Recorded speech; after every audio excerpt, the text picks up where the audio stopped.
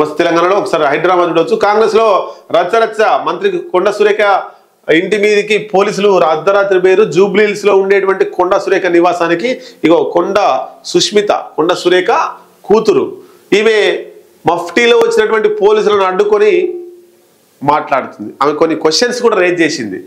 అంతకుముందే ఈ కొండా సురేఖకు సంబంధించినటువంటి సస్పెండ్ చేయబడినటువంటి ఓఎస్డి కొండా సురేఖ ఇంట్లో ఉందని తెలుసుకొని మఫ్టీలో పోలీసులు అక్కడికి పోయి అరెస్ట్ చేయడానికి పోతే కొండా సురేఖ ఓఎస్డిని తీసుకొని బయటికి వెళ్ళిపోయిందట అరెస్ట్ చేయకుండా. ఇక వాళ్ళ కూతురు అటాక్ చేసింది పోలీసులకు సంబంధించి. అటాక్ అంటే కొట్టడం తిట్టడం కాదు, మాటలతో అటాక్. ఏం చెప్పింది ఒకసారి విందాం. ఇగో రేవంత్ పొంగులేటే చేస్తుర్రు.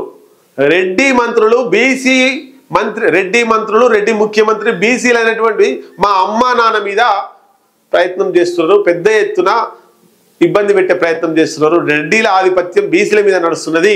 42% రిజర్వేషన్ బీసీలకు ఇస్తా అని చెప్తూనే బీసీ మంత్రిని అయినటువంటి మా అమ్మా నాన్నను అనగదొక్కడానికి రేవంత్ రెడ్డి, పొంగులేటి శ్రీనివాసరెడ్డి, వేం నరేందర్ రెడ్డి, మంత్రి ఉత్తమ్ కుమార్ రెడ్డి వీళ్ళు చేస్తున్నారు అనేటువంటిది ఆమె చెప్తున్నటువంటి ఆరోపణ.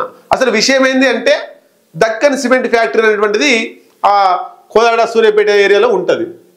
దానికి సంబంధించి ఈ ఓఎస్డి కొండా సురేఖ ఓఎస్డి వాళ్ళను గన్ను పెట్టి బెదిరించిండట. దాంట్లో భాగంగానే విచారణ చేశారు, సస్పెండ్ చేశారు అనేటువంటిది మనకు అందుతున్నటువంటి సమాచారం. ఏదేమైనా మమ్మల్ని తొక్కివేయడానికే వేం నరేందర్ రెడ్డికి మంత్రి పదవి రావడం కోసమే రేవంత్ రెడ్డి కొండా సురేఖను తొక్కేస్తుండు అనేటువంటిది బయట నడుస్తున్నటువంటి టాక్. ఒక్కసారి చూద్దాం. మరి ముఖ్యమంత్రి సోదరులకు పోలీసుల భద్రత ఎందుకు? మంత్రి అయిన మా అమ్మకు ఎందుకు ఇవ్వరు? ఓఎస్డిని తొలగించినప్పుడు కనీసం అమ్మను అడగలేదు. వాళ్ళ ఇజ్జత్ ఎందుకు తీయాలని మేము కూడా అడగలేదు. ఇప్పుడు ఇట్లా చేసి వాళ్ళ ఇజ్జత్ తీస్తే ఎట్లా? మంత్రి సురేఖ కూతురు సుష్మిత సంచలన వ్యాఖ్యలు చేసిందట. ఆమె ఇంట్లోనే ఉన్న మాజీ ఓఎస్డి సుమంత్ ఆయనను అరెస్టు చేయడానికి వచ్చామన్న పోలీసులు అడ్డుకున్న సురేఖ, ఆమె కుమార్తె సుష్మిత తీవ్ర వాగ్వివాదం. ఆరోపణలు వస్తే అరెస్ట్ చేస్తారంటూ ప్రశ్న. మరి రేవంత్ సన్నిహితుల అవినీతి సంగతి ఏంటని నిలదీత. సుమంత్ జోలికి వస్తే ఎంత దూరమైనా వెళ్తామని హెచ్చరిక. మరింత ముదిరిన మేడారం జాతర పనుల వివాదం.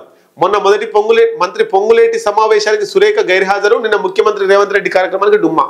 మొన్న పొంగులేటి శ్రీనివాసరెడ్డి పెట్టినటువంటి మీటింగ్ కు కొండా సురేఖ పోలే.